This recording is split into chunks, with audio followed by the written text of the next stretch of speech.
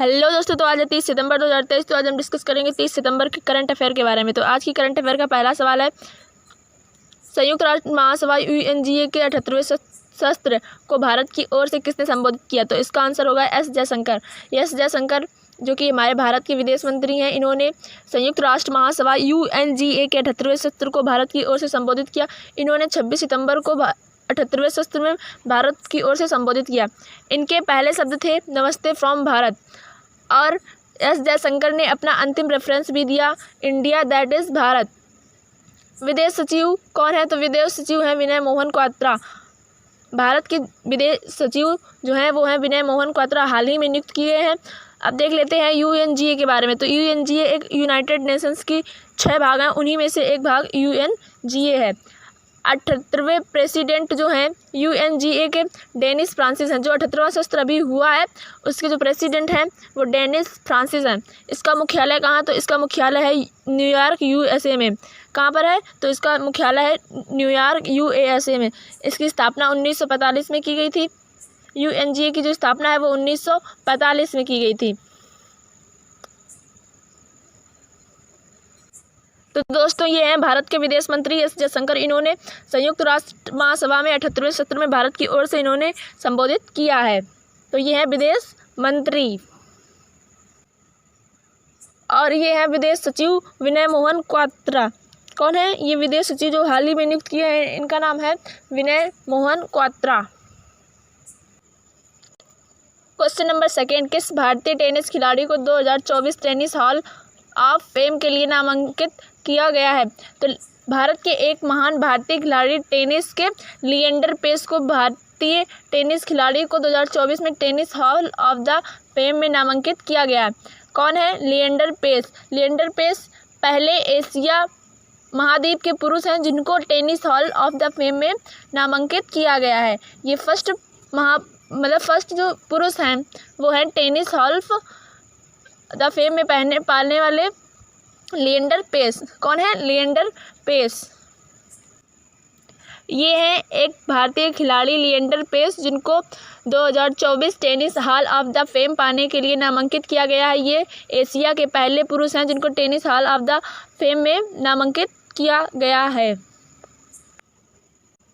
Question number 3, HDFC bank के प्रबंधक निदेशक कौन है जिसे RBI के द्वारा पुनः नियुक्त किया गया है? तो ये है शशिधरन जगदीशन। शशिधरन जगदीशन को HDFC बैंक के प्रबंधक निदेशक के रूप में नियुक्त किया गया है। ये हैं शशिधरन जगदीशन जिनको HDFC बैंक के प्रबंधक निदेशक के रूप में जिससे RBI के द्वारा पुनः नियुक्त किया गया है। इनकी जो अवधि थी वो 27 अक्टूबर तक ही थी, लेकिन इसको बढ़ाकर 3 साल तक कर दिया गया है। अब देख लेते हैं HDFC क्या है। HDFC की स्थापना कब हुई थी? तो ये 1994 में हुई थी। HDFC की स्थापना है वो 1994 में हुई थी और इसका मुख्यालय है मुंबई में। HDFC का मुख्यालय कहाँ है? तो इसका मुख्यालय है मुंबई में। RBI का फुल फॉर्म होता है रिजर्व बैंक ऑफ इंडिया। इसकी स्थापना 1 अप्रैल 1935 को हुई थी और ये हिल्टन यंग कमीशन के निर्देश पर इसकी स्थापना 1 अप्रैल 1935 को हुई थी। इसका मुख्यालय कहाँ है? तो इसका मुख्यालय है मुंबई में। और इसके जो गवर्नर हैं इस टाइम 25वें गवर्नर हैं वो हैं शक्तिकांत दास। कौन है? शक्तिकांत दास। ये इस टाइम के रिजर्व बैंक ऑफ इंडिया के गवर्नर हैं शक्तिकांत दास, जो कि 25वें गवर्नर हैं। क्वेश्चन नंबर 4, हाल ही में जारी ग्लोबल इंडेक्स 2023 रैंकिंग में भारत किस स्थान पर रहा? तो विश्व बौद्धिक संपदा संगठन के आयोजन ने करवाया ग्लोबल। इसको दोबारा से देख लेते हैं।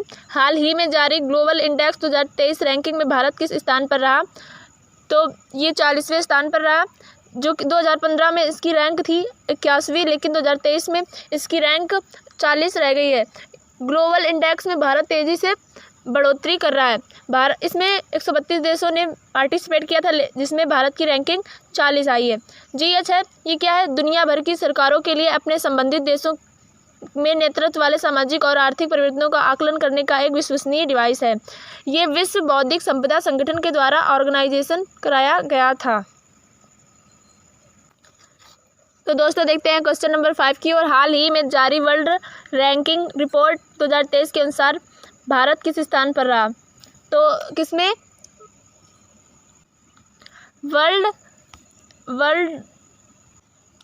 वर्ल्ड टैलेंट रैंकिंग में भारत जो है अपना वो 56वें स्थान पर रहा। जो international institute for management development द्वारा प्राप्त जानकारी के अनुसार भारत 56वें नंबर पर रहा।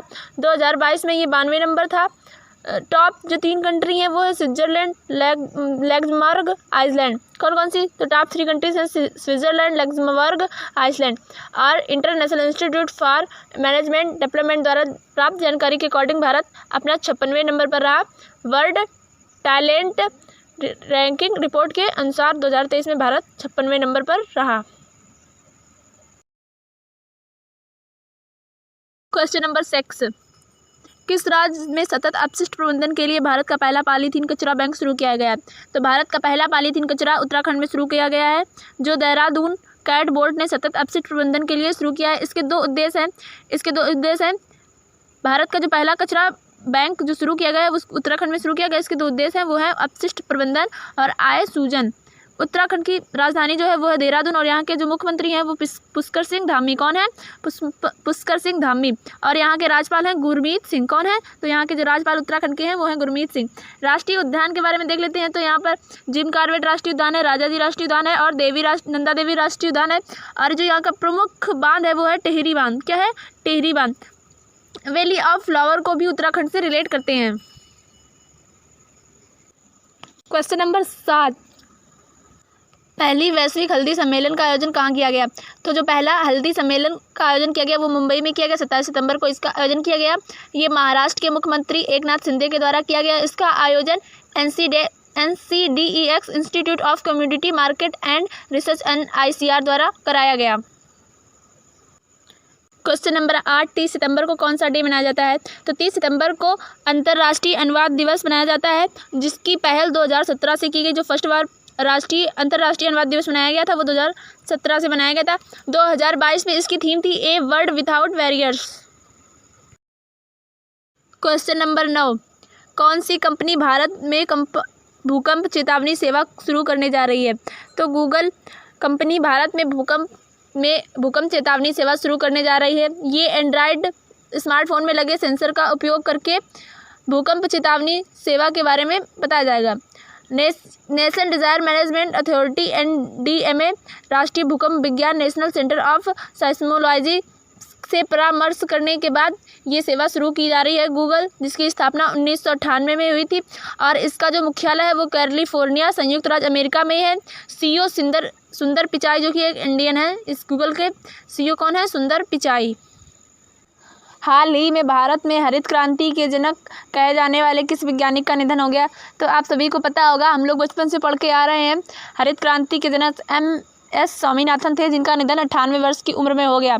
हरित क्रांति की शुरुआत 1967 से 1968 और 1970 से 1978 में शुरुआत की गई थी, प्रयास किए गए थे।